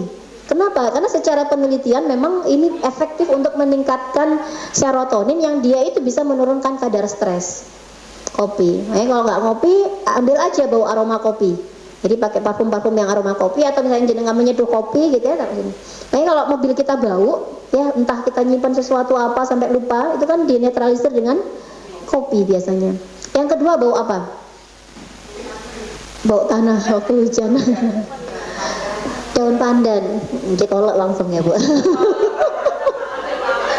Yang kedua itu ternyata hasil penelitian yang efektif itu adalah ini Bu, pinus loh. Pinus itu apa Bu? Pinus, cemara ya? Apa bukan cemara ya? Pinus ya? Cimpinus sama cemara itu beda nggak sih? Iya, pinus. Kalau cemara itu kan yang anu ya, kalau pinus kan ada buahnya itu ya. Nah, pinus itu efektif menurunkan stres, meningkatkan serotonin. Makanya saya di rumah itu udah bertahun-tahun tuh nggak ganti-ganti, istiqomah aja. Pel-pelan formula itu, obat formula pel itu saya pakai pinus. Ya Wipol ada Soklin, sekarang dia punya lagi aroma pinus. Wipol. Mana YouTube. Disorot nggak apa-apa ya Bu, nanti bisa dibayar di sini. Endorse-nya di sini ya, nomor rekening di bawah ini. Jadi 2 Bu. Jadi satu apa? Kopi, yang kedua pinus. Anak saya itu kalau di kamar mandi itu lama Bu. Kadang sama ngosek. Anak saya kelas 4 Bu. Ngosek kamar mandi, kenapa? Suka sama baunya pinus. Karena memang dia tuh bikin rilis. Emosi itu bikin enak gitu. Nah, yang bisa ya, bisa diganti ya. Hah? Ngosek Bu. Iya, sambil dibuka, jangan ditutup ya, jangan ditutup pintunya, nanti kan mulok aja kan itu ya ininya. Nah, sudah ya, itu tadi apa? Hormon apa? Serotonin. Jadi satu apa? Dopamin, caranya dengan apresiasi. 2, endorfin, caranya dengan me time, olahraga, sama spiritual. Yang ketiga, serotonin, caranya dengan makanan tertentu sama aroma-aroma tertentu. Nah, sekarang yang terakhir ada sebenarnya serotonin yang terakhir itu adalah giving Bu, berbagi. Jadi kalau panjenengan berbagi, memberi sesuatu, tidak harus berupa barang tapi juga bisa berupa tenaga, maka itu bisa meningkatkan serotonin, bisa menstimulus hormon bahagia. Pelatih kami itu kan nggak ada yang dibayar. Pelatih kami yang paling sepuh itu usianya 63 tahun. Tapi dia 1 bulan tuh bisa ngelatih sampai 30 orang, 40 orang gitu. Kenapa Bu? Iya, saya tuh bahagia kalau melihat mereka itu bahagia. Apalagi kalau yang trauma-trauma ya, kok trauma-trauma tuh ngeri Bu. Ada yang trauma dia pernah tenggelam sampai di RGP, ada yang pernah perahunya itu terbalik, ada yang di danau keinjak waktu ospek, macam-macam. Dan ketika awal mereka masuk air itu aja loh dia takut. Jangankan mulai belajar, masuk ke kolam itu mereka nggak berani. Tapi sekarang akhirnya udah berani, sudah tidak menjadi penjaga tas di pinggir kolam renang, ikut berenang sama anak-anak di dalam. Itu kita tuh bahagia. Nah, mereka yang bikin mereka semangat bergerak adalah mereka punya suplai-suplai kebahagiaan ketika melihat para pesertanya itu bisa berenang. Makanya itu dahsyat. Nah, ya, berbagi itu nggak harus dengan materi, berbagi dengan apa saja, ya. Oke, jadi kira-kira apa yang bisa kita bagi? Bisa ilmu, apalagi nulis status di WA, nulis status di Instagram, anggap aja itu berbagi ya. Mau yang nge-like berapa, mau yang viewersnya berapa, mau urusan belakangan ya, nggak ambil pusing kan? Ya, anggap aja berbagi. Berbagi apa? Berbagi ilmu, terus bagi apa lagi Bu? Berbagi pengalaman, terus bagi apa? Bagi suara bagusnya Bu. Hidup bagai, wah ambek nyanyi ngono Bu ya, ngecek limbah. Siapa tahu bukan hanya panjenengan yang bosan, tapi orang di sebelah jenengan itu bosan. Tapi ketika jenengan bernyanyi, kebosanannya semakin tereduksi.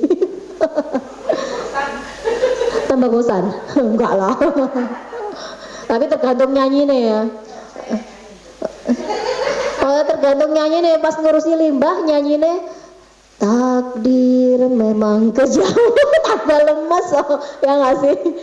Nggak, hati-hati ya, karena ini bisa mempengaruhi nasib loh lagu itu. Nanti kapan-kapan saya cerita ya, waktunya udah mepet. Nah yang terakhir ya, oksitosin. Oksitosin itu kita sebut dengan hormon cinta. Caranya bagaimana? Dia muncul terstimulus ketika kita sedang jatuh cinta dan memadu cinta. Oh, jatuh cinta memadu cinta bayangannya ke pasangan ya, kasihan yang belum menikah ya. Enggak. Enggak, cinta itu enggak hanya pada pasangan. Cinta itu bisa ke semuanya gitu. Sentuhan, pelukan, bersama sahabat. Sahabat itu kan juga bisa memunculkan oksitosin. Makanya kenapa di oksitosin kita ngumpul sama teman itu bisa jadi healing meskipun nggak ngapa-ngapain, bener nggak? Saya kemarin tuh ngisi di dinas, lupa saya, di provinsi juga. Saya nanya, Bapak kira-kira kalau mau kasih hadiah sama istri, istrinya kira-kira butuh apa? Ada satu bapak itu jawabannya bikin saya melting. Butuh apa Pak? Sepertinya istri saya butuh teman. Mantep loh analisanya. Mungkin dia bisa memenuhi materi ya. uang dikasih, belanja silakan. Tapi teman itu kan kadang-kadang dipikirkan, kayaknya istri saya butuh teman. Kenapa? Ini oksitosin. Kebayang ya Bu? Jadi oksitosin. Termasuk salah satunya adalah good relationship di tempat kerja. Ada nggak yang kadang-kadang di tempat kerja, lo entah bang iku, masya Allah, ya wis dikai aman, aku gak ngerti, lo gak tanggung jawab, ya, lo entah, teko telat gak kroso, ada kayak gitu. Iki lo kerjaannya ya oh kok hati aku sih Bu, ada yang kayak gitu. Nah ya, itu aku sing jawab lo ya. Ini bisa memunculkan oksitosin atau justru bikin kita semakin stres. Makanya kenapa nggak bisa dipungkiri jika di tempat kerja itu hubungan antar pegawai, hubungan antar karyawan, hubungan antar tim itu berjalan bagus, harmonis, maka pekerjaan itu juga semakin nikmat. Benar nggak?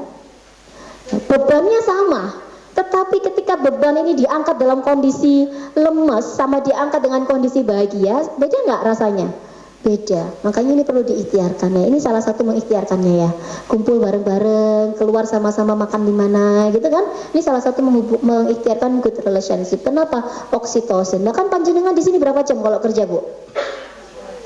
8 jam ketemu wong iku mana? Ya Allah, ambu badannya wis gak seneng aku.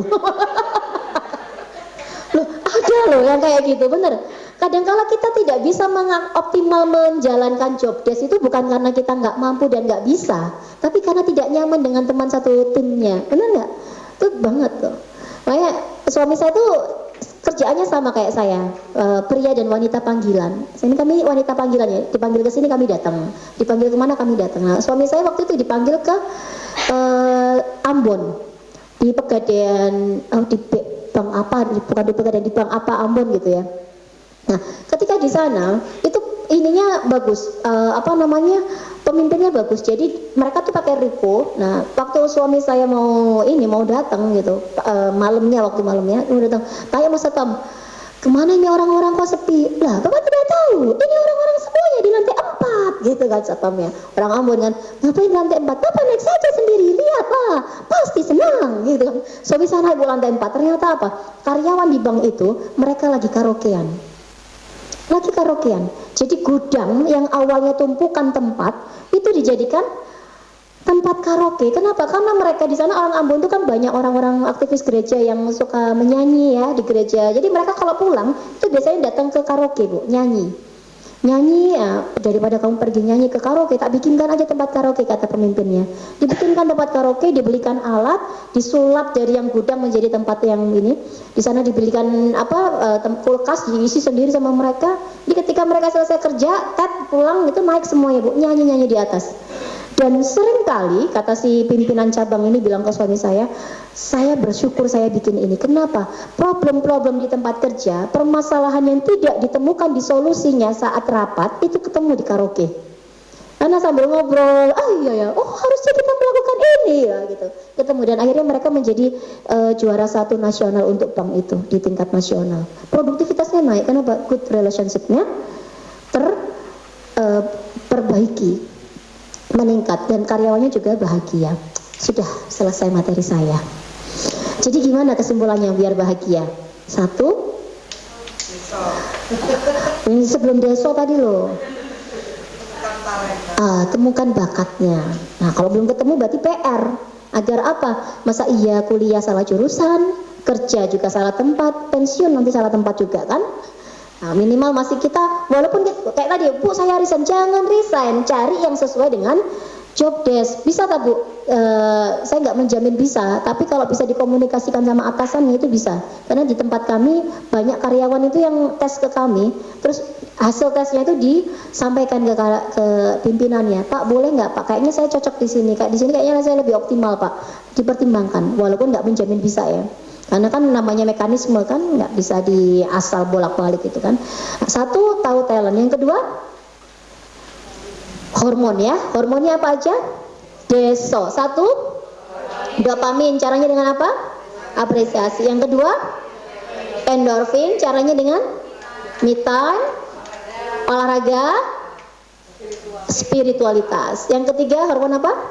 Serotonin. Caranya dengan makanan tertentu. Apa aja makanannya? Alpukat, kacang, kuning telur, coklat. Selain makanan, aroma. Aroma apa? Kopi dan pinus. Selain itu ada makan, ada aroma. Satu lagi yang terakhir, berbagi. Ya, berbagi dengan apapun yang kita punya. Yang keempat hormonnya adalah oksitosin. Caranya dengan apa? Cinta, sayang, good relationship. Jadi itu Bu, yang bisa kita ikhtiarkan. Karena Gusti Allah tuh sudah ngasih mekanisme dalam tubuh kita untuk bisa membuat diri kita bahagia. Karena sekali lagi, bahagia itu kewajiban kita, tanggung jawab kita, dan kita nggak bisa menuntut orang di sekitar kita untuk membuat kita bahagia. Tapi kita yang wajib membuat diri kita bahagia. Kenapa kok bahagia? Agar kita bisa semakin produktif, semakin ziyadatul khair. Apa tadi ziyadatul khair? Bertambah kebaikan. Karena kita nggak tahu ya Bu kapan kita meninggal. Benar nggak sih? Kita fokus kerja aja gitu kan, urusannya dunia aja, tapi kita lupa untuk menebar kebermanfaatan, untuk bisa meninggalkan legacy. Tahu legacy nggak? Legacy itu warisan. Jadi kalau kita meninggal dulu, orang akan merasa kehilangan kita karena apanya gitu kan. Itu yang kadang-kadang sering kita lupa, dan semoga nanti ketika Allah memanggil diri kita, kita sudah punya ya tabungan-tabungan amal yang biar bisa kita menyelamatkan kita nanti di hari akhir. Kemarin waktu saya ke luar pulau, saya ketemu sama salah satu pejabat, beliau tuh syiarnya luar biasa. Saya tanya, Bu, luar biasa nih, saya terinspirasi. Kenapa Bu? Ibu kepengen mengumpulkan pahala biar kembali pulang ya? Enggak, saya cuma pengen menggugurkan dosa. Dosa saya banyak. Jadi kalau nggak berbuah pahala nggak apa-apa, yang penting dosa saya bisa tereduksi ya. Semoga itu juga menjadi semangat kita bersama. Insya Allah itu, terima kasih. Mohon maaf kalau ada hal yang kurang berkenan. Tadi saya buka dengan pantun ya Bu. Saya tutup juga dengan pantun boleh? Oh, pantunnya ini cari inspirasinya lama. 7 hari 7 malam kami mandi kembang 7 rupa. Jadi nanti kalau panjenengan terinspirasi ya itu biasa buat saya ya. Mau dengar pantun menutup dari saya ya? Iya, ini salam penutup dari saya ya. Buah duku, buah kedondong, buah jambu, buah rambutan, itu semua nama buah-buahan. Terima kasih. Assalamualaikum warahmatullahi wabarakatuh. Alhamdulillah, terima kasih Mbak Lain telah berbagi kepada kita terkait bagaimana kita memperhatikan pemimpin, dan kenapa ada yang mau ditanyakan, monggo silakan. Oh ini ada, silakan. Gimana caranya kalau lingkungan kita itu, kita berada di dalam lingkungan yang banyak toksik, jadi kalau kita ada apa, sedangkan keadaan kita itu tidak bisa keluar, jadi kita stuck di situ. Dan itu bagaimana caranya biar kita itu tetap merasakan dengan katanya keadaan. Nasibnya.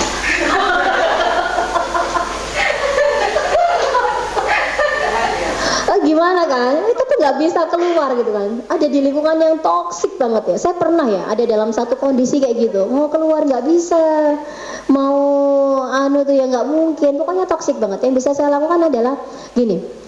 Kadangkala ada hal-hal itu yang memang tidak bisa kita jangkau.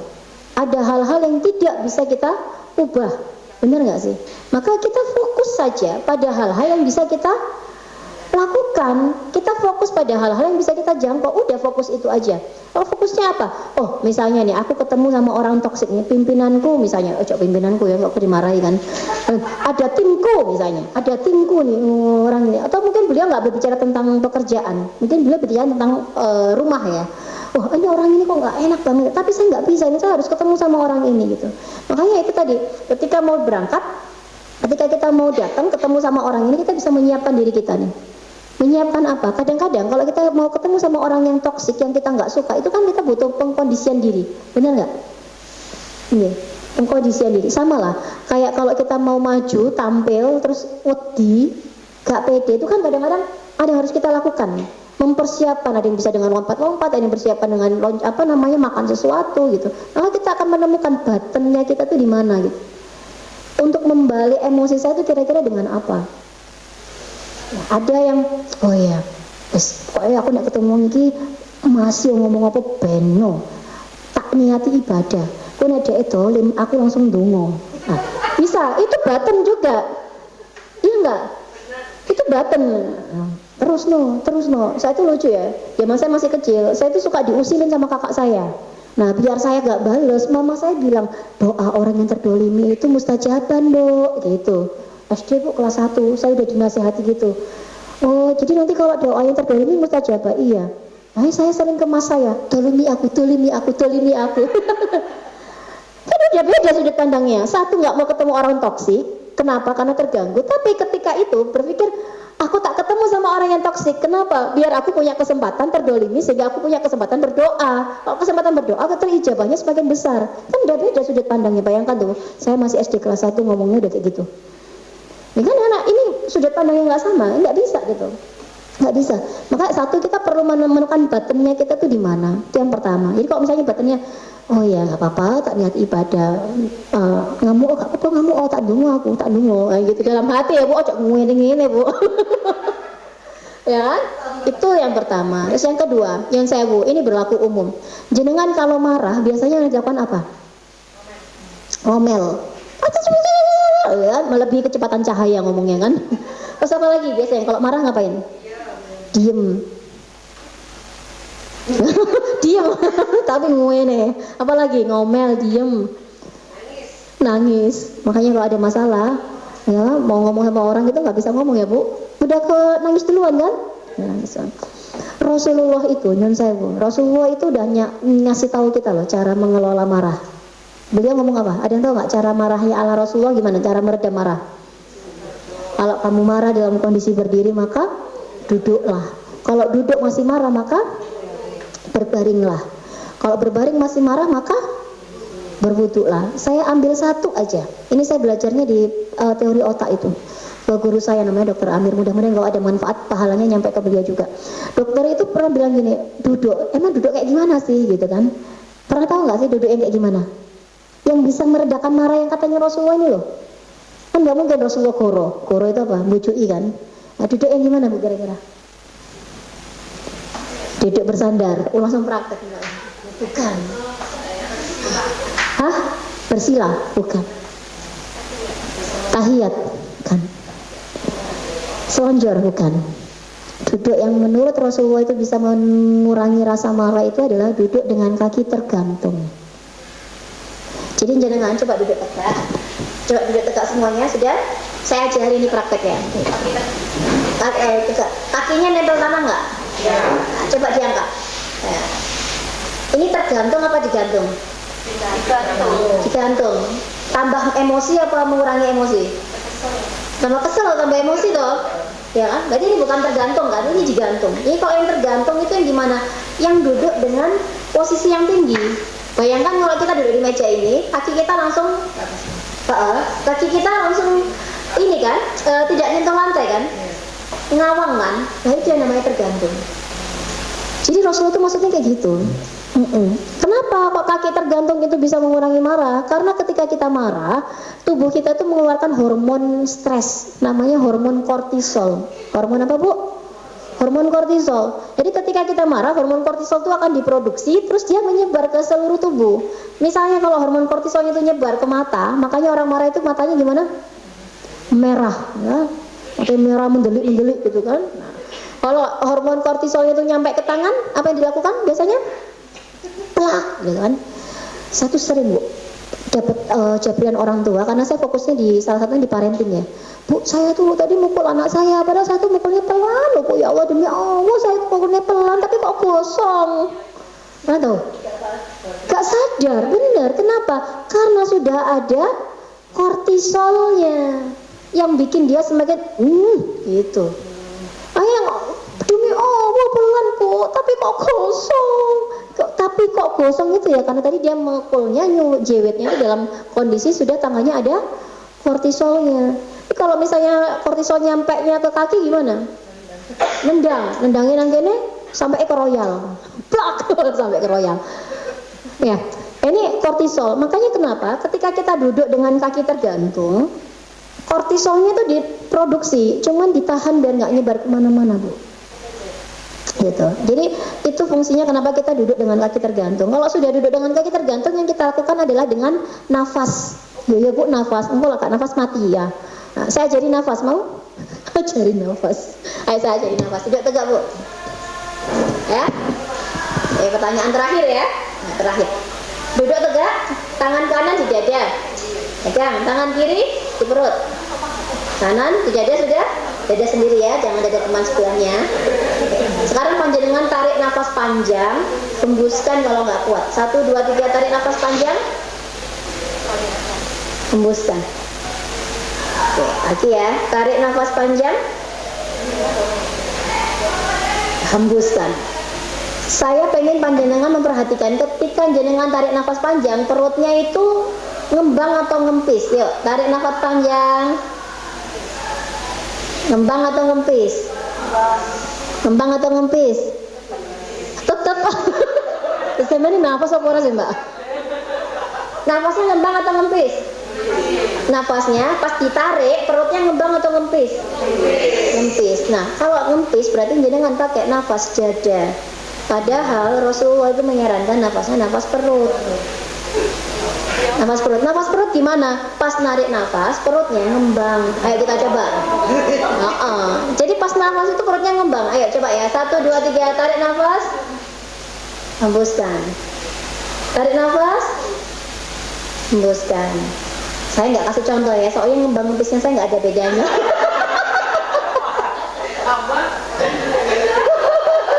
Maksudnya nggak ketok, Bu.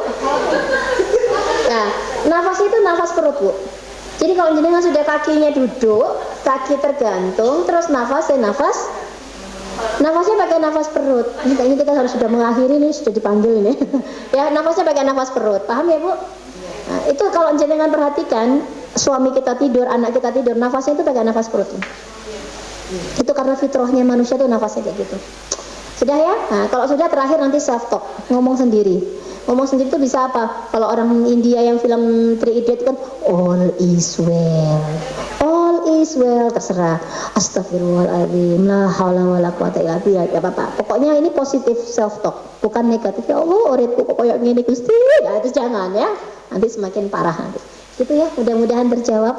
Terima kasih.